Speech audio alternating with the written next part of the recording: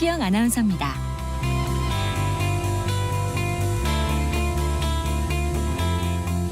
네, 이달 12일, 그러니까 지난주 금요일이었죠. 최저임금위원회가 내년도 최저임금을 시간당 1030원으로 결정했습니다. 올해 최저임금인 시간당 9,860원보다 170원, 그 1.7% 오른 것으로 이제 시간당 10,000원을 넘게 됐습니다.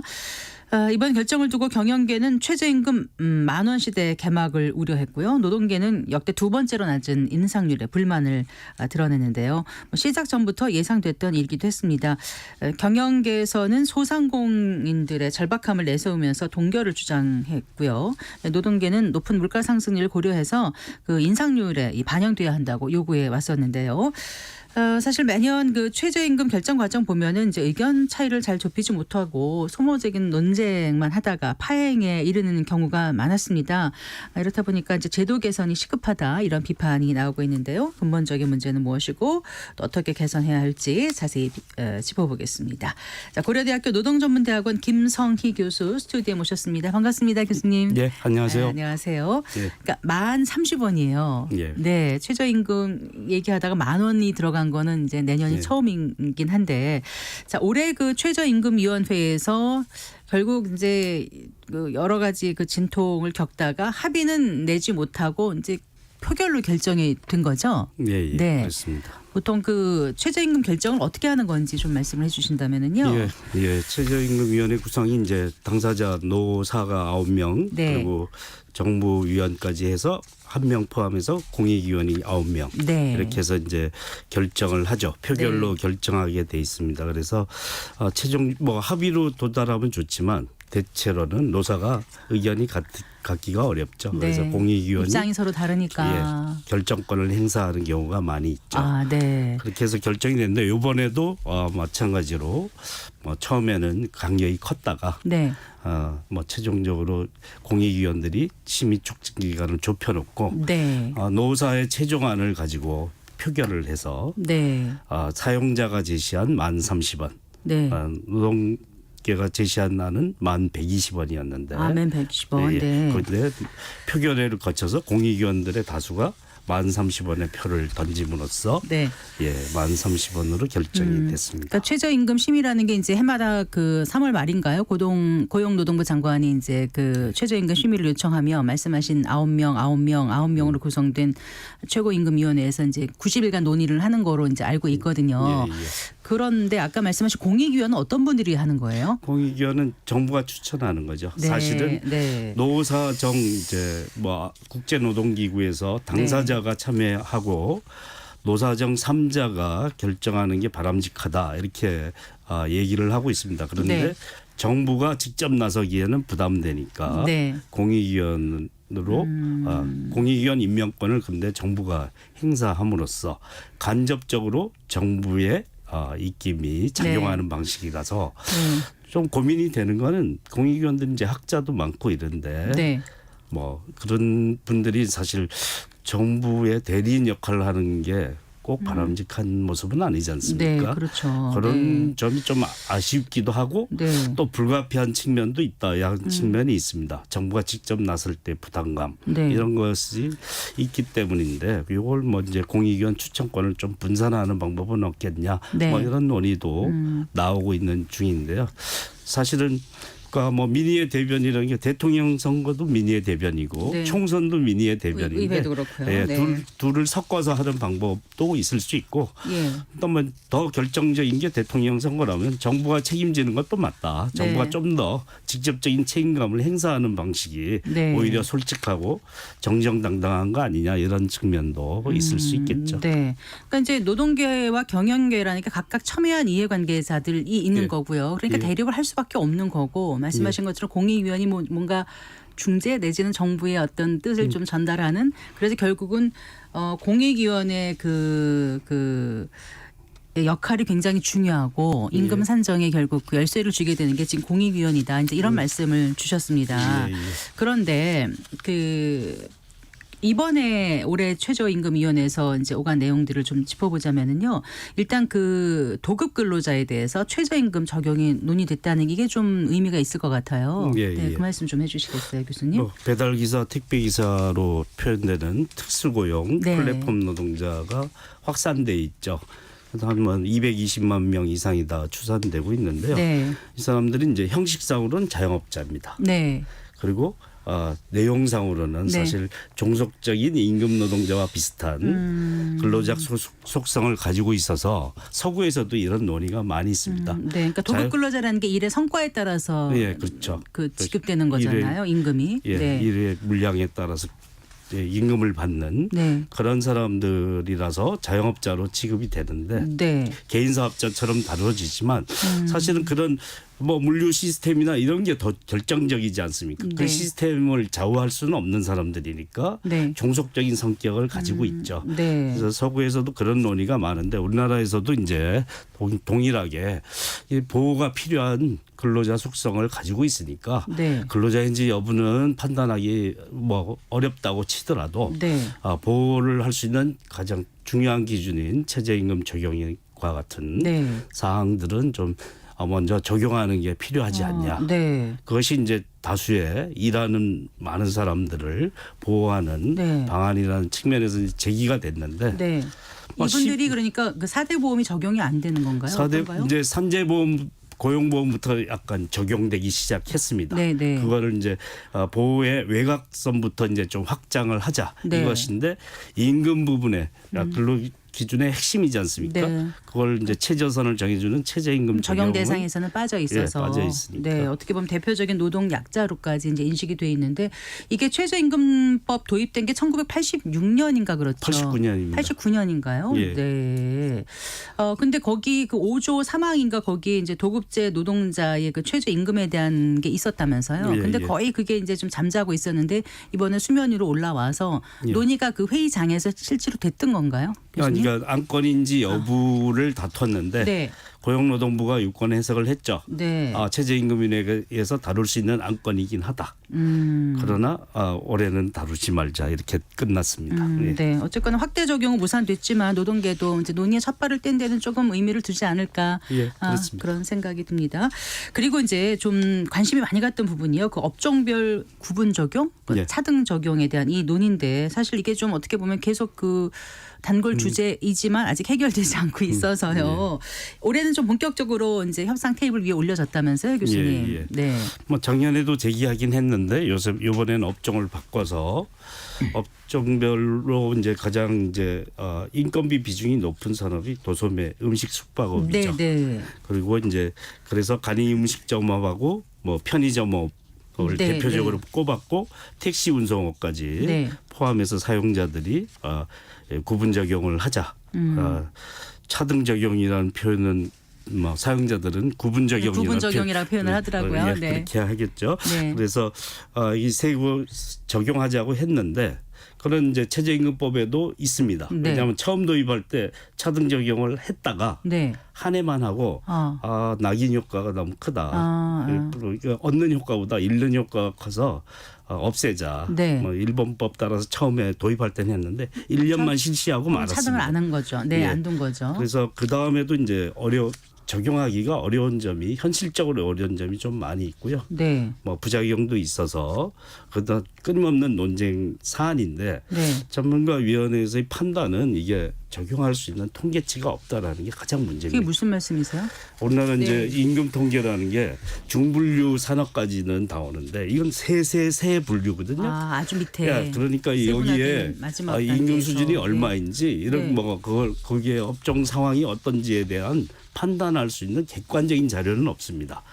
거기가 좀 어려울 수 있지 이랬지만 잘 되는 데도 있고 안 되는 데도 있지 하지만 않습니까? 기본적으로 최저임금을 줘야 되는 업종들 아니에요? 네, 줘야 되는데 예. 그보다 낮게 줄 때 얼마를 낮게 줄 것이냐의 기준을 정하기가 그러려면 객관적인 자료를 바탕으로 해야 네. 되는데 그 자료를 만들어내기가 힘들고 앞서 말씀드린 대로 부작용도 있기 때문에 네. 뭐 논란 사안입니다. 그러니까 사용자들은 이제 이게 중요한 협상 카드로도 얘기하고 네. 필요성도 인식하고 있다라고 생각을 하는데 그러니까 최저임금 수용 능력이 열악한 업종에는 좀 차등 구분 예. 적용을 하자 이런 건데 그게 이제 논의가 지금 한창 앞으로는 계속 될 것 같아요. 이게요. 예.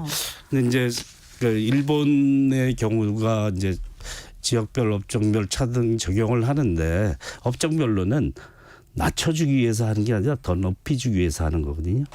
호주도 그렇고 다른 나라에서 다른 나라는 업종별 구분 적용은 네. 차등 적용이 아니라 우등 적용입니다. 그래서 열등이 아니고 우등이라고요? 서구의 네. 뭐 외국의 사례에 비춰서 없다 네. 이런 문제가 하나 있고요. 네. 또 하나는 앞서 말씀대로 기준점을 만들기가. 근데 외국하고 우리하고 다 똑같이 비교하기에는 그렇죠. 그 자영업이라든가 이런 거에 어떤 생태계가 좀 다를 수도 있고 해서 예, 예. 단순 비교하기는 좀 어려울 것 같아요. 우리는 아, 예. 거기에 우등 적용한다. 우리도 똑같이 이렇게 할 수 있는 거는 좀 아닌 것 같다는 생각도 들어서요. 우등 적용을 하지 않고 그러다 보면 차등 적용도 하지 말자 이런 얘기가 될 가능성이 높은 게 네. 기준 마련하기 어렵다. 이런 혹시 것이 이런 건 있습니다. 어떻습니까? 그 이제 그 체인이나 편의점업 같은 경우에라든가 뭐 네. 이제 이런 분들 보면은 주유수당이라든가 이런 걸 주기가 이제 이렇게 올라가면 힘들어서 네. 차라리 그냥 사람을 구하지 않는다 쪽으로 가고 가족들 중에서 나와서 돌아가면서 한다. 아니면 밤 시간이라든가 취약 시간대는 아예 문을 닫는다. 뭐 이렇게까지 하는데 또 이제 그 일자리를 구하는 입장에서는 그렇게 해서 일자리가 하나 없어지는 부분도 있어서 예. 그런 논의까지도 좀 충분히 좀 해야 되지 않을까 싶어요. 예, 이게 뭐 이제 일단 그런 여러 가지 요인들을 같이 봐야 되는데요. 네. 예, 뭐 그래서 주 15시간 미만 단시간으로 하면 주휴수당 안 줘도 되기 때문에 네. 뭐 그런 그 초단시간이 늘어난다든지 이런 그러니까요. 부작용도 고용 있을 불안정이 더 생길 수 예, 있죠. 있는데 네. 근데 한 번 만들어진 제도가 없어지기가 상당히 힘든 게 맞아요. 네. 16.7%의 임금이 한 번에 깎이는 거거든요. 주휴수당이 없어지면. 아, 네. 그거는 사실 뭐 좀 뭐 혁명적인 상황에서 벌어지는 일이라 네. 이런 게 이제 주휴수당을 깎자고 말씀드렸던 건 아니고요. 한 번 네. 만들어진 제도를 네. 변화시킬 때는 굉장히 미세한 조정, 복합적인 조정을 같이 해야 된다. 네. 근데 변화시키지 것이죠. 않더라도 그게 파급 효과가 결국 예. 일자리가 줄어드는 나쁜 효과가 있지 않는가가 걱정이 돼서 저는 그냥 한번 예. 여쭤봤던 거고요. 예. 교수님. 어쨌거나 지금 해마다 이게 이제 최저임금 정해지면 다들 항상 불만이더라고요. 그래서 그냥 단순히 전년도보다 올리냐 뭐 몇 % 올리냐 이게 그냥 그렇게 중요한 건지 그 최저임금을 결정을 할 때 아까 말씀하신 경영계 그다음에 이제 네. 그 노동계 그다음에 공익위원 이렇게 해가지고 나와서 하는 게 맞는 건지라는 이제 근본적인 회의감이 좀 들기도 하거든요. 예. 그렇다고 경제학자 경제 전문가들이 들어가서 이걸 산정한다고 또 그게 반드시 현실에 맞는 건지도 잘 모르겠어요. 예. 네. 우리나라 이제 최저임금 결정 기준이 생계비, 유사노동자임금, 노동생산성, 소득분배율인데 네. ILO가 얘기한 기준은 국제노동기구. 네. 예, 생활보장의 측면과 네. 경제적 기준이라는 게 두 가지입니다. 아. 노사의 입장 양쪽 얘기죠. 네, 두 가지 결국. 다 같이 고려해야 된다는 네. 얘기인데요. 네. 두 가지를 고려한다는 게 굉장히 복잡한 정치적 행위라고 할 수 있겠죠. 네. 그래서 그걸 잘 결정해 나가는 게 뭐 그래서 노사의 의견이 다른 것은 맞는데 그것이 합리적인 선으로 조정될 수 있는 가능성을 높이는 방안이 무엇이냐 하는 게 이제 좀 더 고민돼야 될 사안들이라고 할 수 있겠죠. 네. 이번에 그 최저임금 이제 결정되고 나서 고용노동부 장관도 그렇고 최저임금위원회 그 위원장께서도 이제 뭔가 그 심사하는 그거를 좀 방식을 좀 바꿔야 되지 않는가 개편의 필요성에 대해서 좀 언급을 하신 것 같더라고요. 예. 네. 그 현장에 계시다 보니까 많이 피부로 느끼셨을 것 같아요. 예. 그 최저임금위원회 이제 지루한 싸움을 해야 되는 건데요. 네. 서로 의견이 다른 건 뻔히 알면서도 네. 기싸움을 해야 되는 그런 상황은 좀 줄어들 수 있으면 좋은데 다들 노동자를 대표해서 사용자를 대표해서 나오다 보니까 네. 그런 어떤 외형적인 그런 힘겨루기가 좀 오래가는 것은 분명히 네. 있는 것 같습니다. 네. 그렇다고 해서 당사자가 빠진 채 결정할 수도 없는 것이고요. 그렇죠. 네. 전문가라고 해서 불편부당하다는 보장도 없는 것이고요. 네. 국회로 가져간다는 안도 있었는데 국회는 더 싸우지 않을까요? 뭐 어쨌든 그러니까 대안을 고민해봐도 뚜렷한 대안이 사실 잘 없는데 네. 미조정해서 네. 합리적인 수준으로 뭐 위원수를 좀 조정한다든지 네.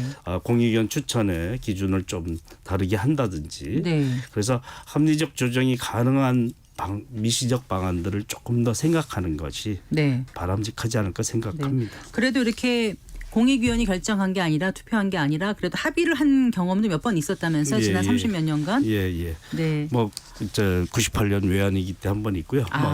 그럴 때. 특별한 상황일 때 그랬고요. 옛날에 네. 좀 그랬었고, 네.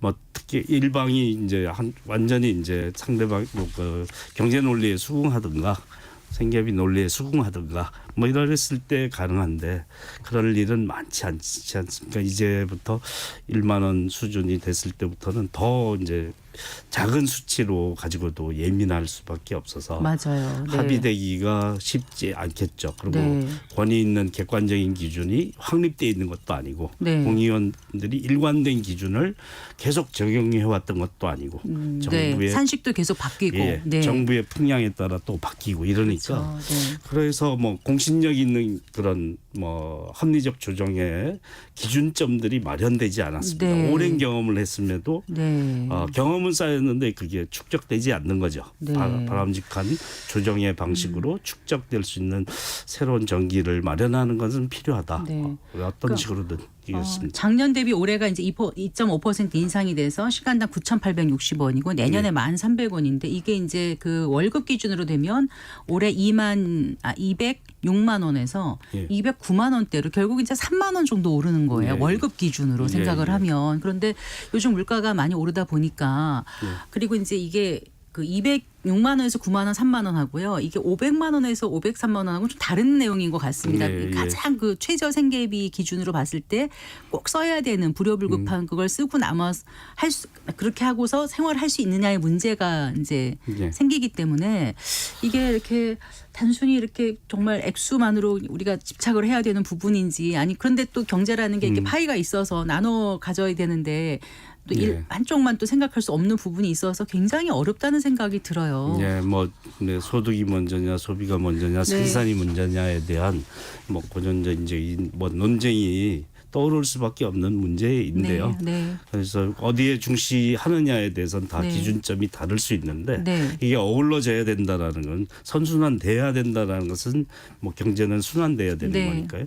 그런 자명한 이치니까 네. 선순환을 위한 방안이 어떤 것인가에 대한 서로 이제 상대편에 대한 그렇죠. 고려를 할 필요가 나의 아이가 있다. 정말 좋은 직장에서 월급 잘 받고 다니면 이런 문제 신경 안 쓰지만 이 땡볕에 나가서 정말 힘들게 고생하고 예. 있는 걸 보면 또 마음 아픈 부모님들도 많으시고 당사자들도 많으시고 하니까 우리가 좀 심도 있게 논의를 해야 되는데 지금 논의 체계라든가 방식이라든가 이 자체도 지금 합의가 안 되고 이제 30몇 년 동안 해왔는데 이제부터 또 노정을 시작을 해야 된다고 생각하니까 갈 길이 참 멀다는 생각이 들거든요. 근데 이제 다른 나라는 그런 이렇게 노사정위원회 중심으로 하는지 예. 아까 이제 우등 차등 뭐 이런 말씀하셨는데 그거 예, 말고 실제로 어떤 의결 과정을 거치는지가 궁금해요, 교수님. 업종별로 구분 적용은 뭐 그렇게 많이 하는 것은 아니니까요. 네. 그게 중요한 변수는 아니고 결정 네. 방식은 뭐 아에로가 얘기했듯이 국제노동기구에서 뭐 당사자가 참여해야 되고 노사정 뭐 3자가 결정하는 게 바람직하다라고 얘기하는 그 방식을 채택을 하는데요. 네.